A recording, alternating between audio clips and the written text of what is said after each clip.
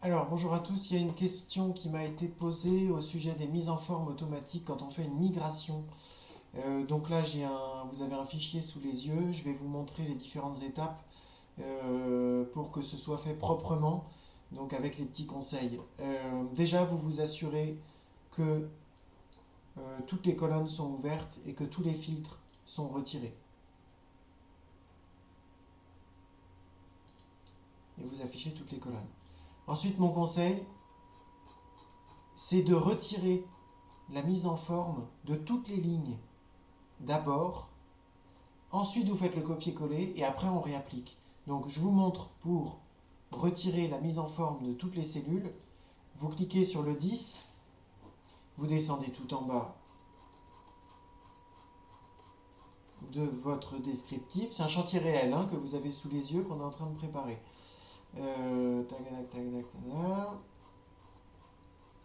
Allez, bon, je pensais pas que ce serait aussi loin. Voilà, et là, majuscule, vous sélectionnez toutes les lignes. Donc une fois que ça c'est fait, vous n'êtes pas obligé de retourner jusqu'en haut, vous allez dans Accueil, Mise en forme conditionnelle, et vous mettez effacer les règles des cellules sélectionnées. Sinon vous allez effacer les règles de la ligne modèle, et ce fichier-là, même si vous allez le mettre de côté, gardez-le fonctionnel, on ne sait jamais. Donc mettez bien effacer les règles des cellules sélectionnées, et vous allez voir que tout ce qui est bleu, tout ce qui est rouge, tout ce qui est vert, ça disparaît. D'accord? Là, on est tout jaune et gris. Bien, là, je ne vais pas vous le faire en vrai parce que je n'ai pas de fichier dans lequel le mettre, c'est le dernier fichier. Donc, vous allez copier, donc on reprend toutes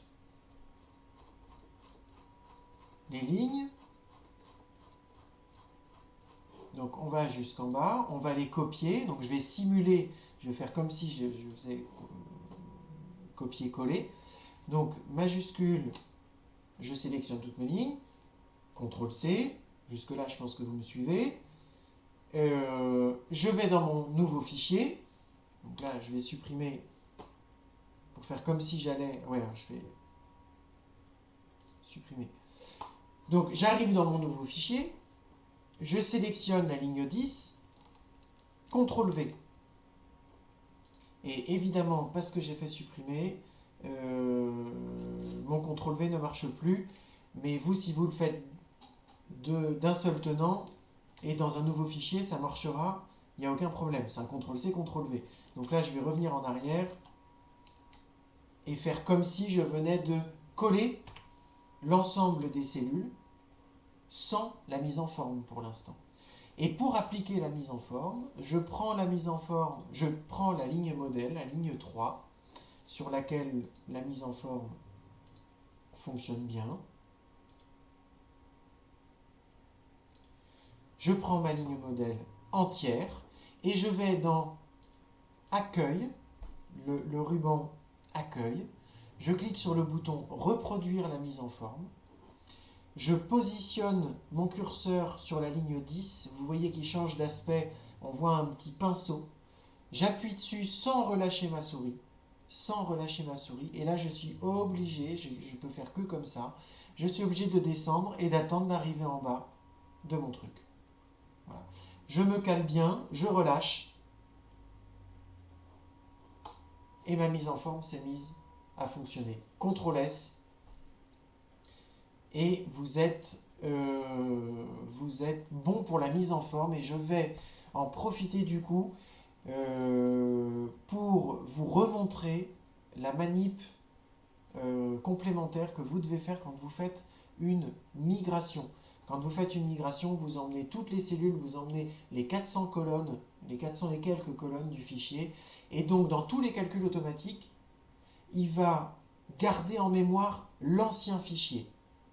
Alors là, ce que je vous propose, c'est de prendre un papier et un crayon et de reprendre tranquillement, je suis désolé, je ne souris pas beaucoup, je suis un peu fatigué, de reprendre tranquillement les différentes petites étapes que je vais vous remontrer en vidéo. Ça, c'est bonus, je ne pensais pas en parler dans la vidéo, mais je pense que c'est important. Donc, je me répète, sur toutes ces colonnes, vous en avez les 9 dixièmes qui sont des calculs automatiques. Donc ça veut dire que si vous faites un copier-coller, il va aller chercher dans l'ancien fichier. Alors, quelle est la méthode? Quel est le protocole? 1.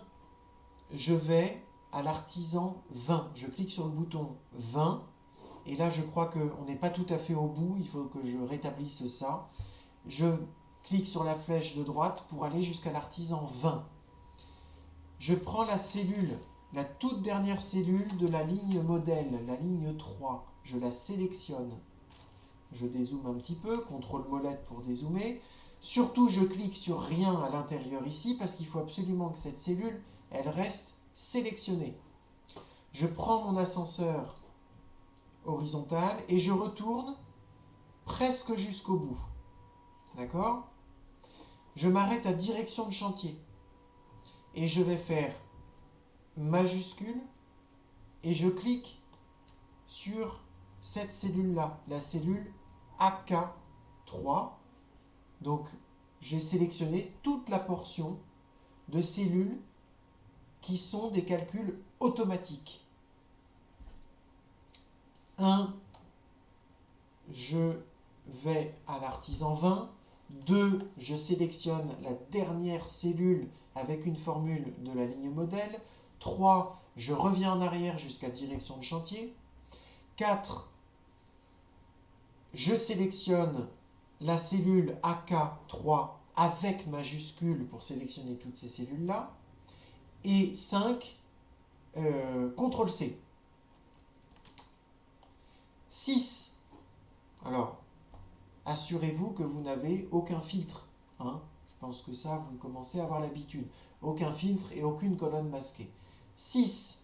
Je sélectionne la AK10, autrement dit, la première cellule qui correspond à cette sélection dans notre tableau. Je vais tout en bas de ma base de données. J'appuie sur donc 7, j'appuie sur majuscule en sélectionnant la dernière cellule de cette colonne. Et 8, CTRL-V.